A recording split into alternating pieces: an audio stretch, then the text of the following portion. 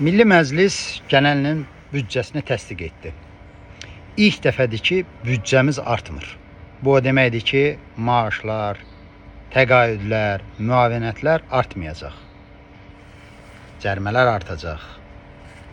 Vergilər artacaq. Gələn ilin büdcəsinlə bağlı proqnozlar da, gəlirlərlə bağlı proqnozlar da şübhəlidir. O baxımdan ki, neftin hasilatı azalır, qiyməti düşür. Bu da o deməkdir ki, gözlənilən gəlirlər də böyük bir şübhə altındadır. Bütün bunlara baxmayaraqsa, Azərbaycan cəmiyyətində onu gözləyən bu fəlakətlə bağlı heç bir dişə dəyən müzakirə yoxdur. Bizim xalq mahnılarının birində belə deyilirdi.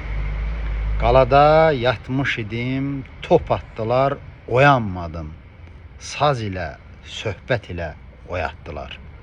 Hökumət başımıza dayanmadan öz iqtisadi siyasəti ilə daş da atır, bomba da atır, top da atır, amma biz oyanmırıq. Ümidimiz nəyə qalıb? O xalq mahnısında deyildiyi kimi yaxşı saz çalıb söz deyən aşıqlara. Belə bir aşığı, saz çalanı tanıyırsınızsa xəbər verin, bizə ayılsın.